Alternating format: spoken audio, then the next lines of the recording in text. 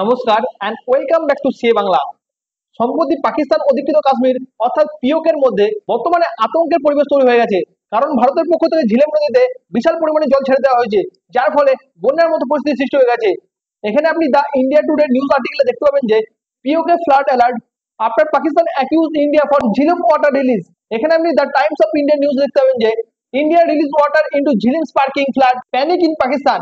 আমরা এখানে বিস্তারিতভাবে বোঝার চেষ্টা করব ঘটনাটি কি হয়েছে এবং এই ঝিলিম নদীর পথ কোন দিকে, আর এই নদী এতটা কেন গুরুত্বপূর্ণ পাকিস্তানের জন্য। এই সবকিছু ডিসকাস করবো এই ভিডিওর মাধ্যমে। তাহলে চলুন শুরু করা যাক।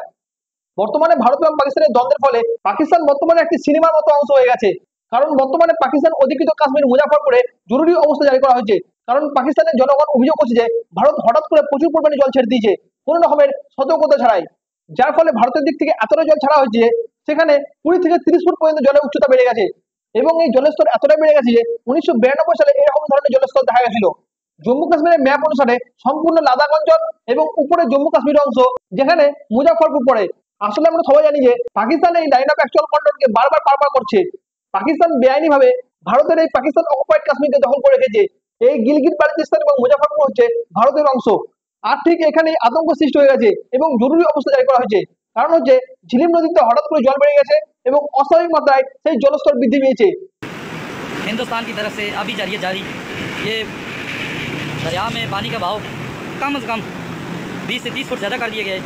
इस वक्त आप देख सकते हैं, ये आपके सामने ये 92 में इस रेंज पे पहुंचा था पानी, आज उसी रेंज में पहुंच गया है। এখানকার স্থানীয় জনগণের মধ্যে বিশেষ করে মুজাফরপুরে বন্যার মতো পরিস্থিতি তৈরি হয়ে গেছে, যার ফলে পাকিস্তানের শহর এবং গ্রামের মধ্যে সাইরেন বাজতে শুরু হয়ে গেছে এবং মসজিদ থেকে লাউড স্পিকারে সতর্কতা জারি করা হয়েছে যাতে মানুষ নিচু এলাকা থেকে উঁচু জায়গায় চলে আসে।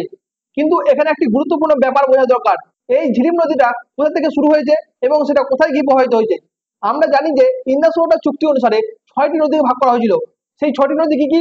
ইন্দাস, ঝিলাম, চিনাব, রবি, রিয়াস এবং সতলুজ। এই ঝিলিম নদীটা ভারতের জম্মু কাশ্মীরের ভেরিনাক স্প্রিং থেকে তৈরি হয়ে সেখান থেকে ঝিলিম নদী উত্তর দিকে প্রবাহিত হয়ে অনন্তনাগ শহর পার হয়ে তারপর সেটা শ্রীনগরে প্রবাহিত হয়, তারপর সেটা পিওকে হয়ে পাকিস্তানের মধ্যে প্রবেশ করে। এবং পাকিস্তান সবসময় এই ঝিলিম নদীকে নিয়ে অতিরিক্ত সংবেদনশীল থাকে, কারণ এই ঝিলিম নদীটা হচ্ছে ওয়েস্টার্ন রিভার। কারণ এটা ইন্দাস ওয়াটার চুক্তির মধ্যে এই ঝিলিম নদীর জলের মূল অধিকার পাকিস্তানের হাতে আছে, কিন্তু আমরা বুঝতে পারছি যে আসল অধিকারটা ভারতের হাতে আছে। এই ইন্দাস ওয়াটার ট্রিটি অনুসারে ভারতের কাছে রবি, রিয়াস এবং সতলুজ এই 3টি নদীর অধিকার আছে এবং পশ্চিমী নদী ইন্দাস, ঝিলম এবং চিনাব সেখানে ভারতের হাতে সীমিত অধিকার আছে। যদি ভারত এই ইন্দাস, ঝিলম এবং চিনাবের উপর কোনো কিছু তৈরি করতে যায় তাহলে সেখানে ভারতকে পাকিস্তানের পরামর্শ নিতে হবে। কিন্তু সেখানে ভারত ছোটখাটো ড্যাম, ইরিগেশন প্রজেক্ট এবং ডোমেস্টিক প্রজেক্ট তৈরি করতে পারতো, কিন্তু পাকিস্তানের পরামর্শ নিতে হতো। তবে ভারত 2018 সালে কিষান গঙ্গা হাইড্রো ইলেকট্রিক প্রজেক্ট শুরু করেছে, যেটা ঝিলিম নদীর উপর ছিল। যখন এটা তৈরি করা হচ্ছিল পাকিস্তান এটা নিয়ে প্রবল বিরোধিতা করেছিল।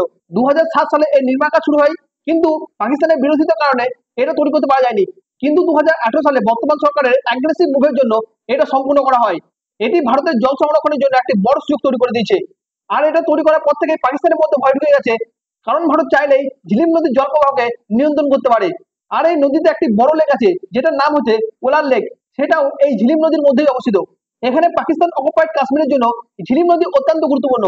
তার প্রধান কারণ হচ্ছে পাকিস্তান অকুপাইড কাশ্মীর পুরোপুরিভাবে পানীয় জল, সেচ প্রকল্প, হাইড্রো ইলেকট্রিক প্রকল্প, বন্যা নিয়ন্ত্রণ এই সবকিছু এই ঝিলিম নদীর উপরে নির্ভর করে। কিন্তু এখন প্রশ্ন হচ্ছে যে পাকিস্তান অধিকৃত কাশ্মীরের কর্তৃপক্ষ কি এই বিষয়ে কোনো অভিযোগ করেনি? তারা অবশ্যই করেছে।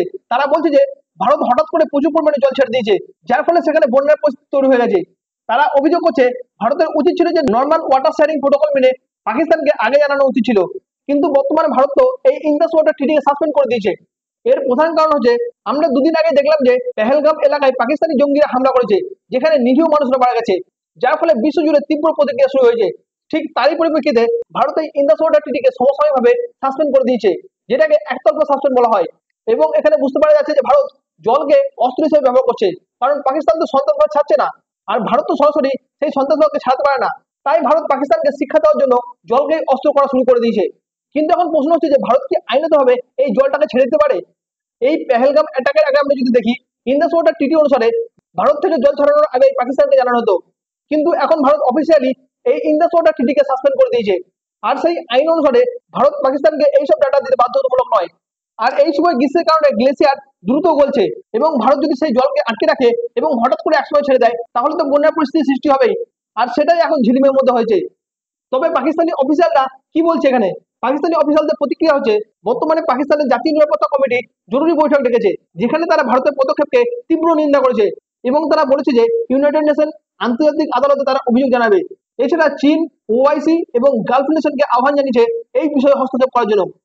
পাকিস্তান এই বিষয়টাকে ওয়াটার ওয়ার বলে আখ্যা দিয়েছে। কিন্তু এখানে একটি মজার বিষয় হচ্ছে যে পাকিস্তানের নেতা বিলাওয়াল ভুট্টো কয়েকদিন আগে হুমকি দিয়েছিল ভারতকে। সে বলেছিল যে ভারত যদি ইন্দাস নদীর মধ্যে জল বন্ধ করে দেয় তাহলে সেই নদীর মধ্যে জল বইবে, না হলে ভারতীয়দের রক্ত বইবে। কিন্তু এখন মনে হচ্ছে যে ভারত সেটাকে সিরিয়াস নিয়ে নিয়েছে, তাই তার কথা শুনে জল বন্ধ না করে সব জল ছেড়ে দিয়েছে। যার ফলে দেখা যাচ্ছে যে পিওকের মধ্যে মানবিক সংকট বাড়ছে, সেখানকার মানুষদের নিচু জায়গা থেকে সরিয়ে নিয়ে যাওয়া হচ্ছে, কারণ ল্যান্ডস্লাইড হতে পারে এবং দুর্বল ব্রিজ ভেঙে পড়তে পারে এবং নিচু জমি প্লাবিত হতে পারে। তবে এখনো পর্যন্ত কোনো বড় প্রাণহানির খবর পাওয়া যায়নি। আমরা আগে দেখতাম যে ভারত যদি কোনো সময় প্রতিশোধ নিত তাহলে হয়তো মিলিটারি বা ডিপ্লোম্যাটিক উপায় করতো, কিন্তু আমরা এই প্রথমবার দেখছি যে ভারতের তরফ থেকে নদীর জল স্ট্র্যাটেজিক টুল হিসেবে ব্যবহার করা হচ্ছে। আর এটা যদি ভারত ভবিষ্যতে চালিয়ে যায় তাহলে পিওকের মধ্যে কৃষি উৎপাদন পুরোপুরি ধ্বংস হয়ে যাবে এবং পাকিস্তানের অভ্যন্তরীণ স্থিতিশীলতা টালমাটাল হবে। কিন্তু এখানে একটি আইনি প্রশ্ন হচ্ছে যে ভারত কি এই ইন্দাস ওয়াটার ট্রিটিকে একতরফা বাতিল করতে পারে? এখানে ইন্ডিয়ান গভর্নমেন্টের মধ্যে এই ট্রিটির শর্ত অনুসারে ভারত সেটা করতে পারে। তবে কিছু মিডিয়া রিপোর্ট বলছে যে সৌদি আরব এবং ইরানের মতো দেশ ভারত এবং পাকিস্তানের মধ্যে যে দ্বন্দ্বতার সৃষ্টি হয়েছে সেটাকে মধ্যস্থতা করার চেষ্টা করছে, কিন্তু ভারত এতে আগ্রহী নয়।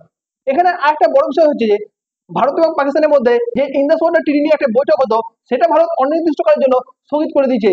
তবে ভারতের জলসম্পদ মন্ত্রণালয় জানিয়েছে যে পাকিস্তানকে এক ফোঁটাও জল দেওয়া হবে না। তবে অনেকেই বলছে যে আগামী 6 থেকে 7 বছর যদি ভারত এরকম ভাবে জল আটকে দেয় তাহলে পাকিস্তান তাদের 40% জল হারিয়ে ফেলবে, যার ফলে কৃষি জমি ধ্বংস হয়ে যাবে, জনসংখ্যা কমতে শুরু হবে এবং ব্যাপক পরিমাণে জনসংখ্যা হ্রাস ঘটবে। কিন্তু এখনো পর্যন্ত পাকিস্তান এই বিপদের গভীরতা বুঝতে পারছে না। ভারত আগে কখনো নদীগুলোকে অস্ত্র হিসেবে ব্যবহার করেনি, এমনকি 1999 সালে যখন যুদ্ধ হয়েছে তখনও পর্যন্ত ভারত এরকম ধরনের কোনো পদক্ষেপ নেয়নি। কিন্তু বর্তমানে ভারতের হাতে এত ড্যাম, এত হাইড্রো প্রজেক্ট, যার ফলে এখন এটি করতে সক্ষম হয়েছে। তবে ভারতের তরফ থেকে বলা হচ্ছে যে ভারত এখন সেখানে নতুন ড্যাম বানাবে এবং নতুন খাল খনন করবে, যাতে জম্মু কাশ্মীরের মধ্যে জল সরবরাহ বাড়ানো যায়। এখানে আপনার কি মনে হয় ভারতের এই পদক্ষেপ কি বড় একটা সমস্যা আসতে পারে, না এটা ভারত ঠিকই করছে? কমেন্টে অবশ্যই লিখে জানান।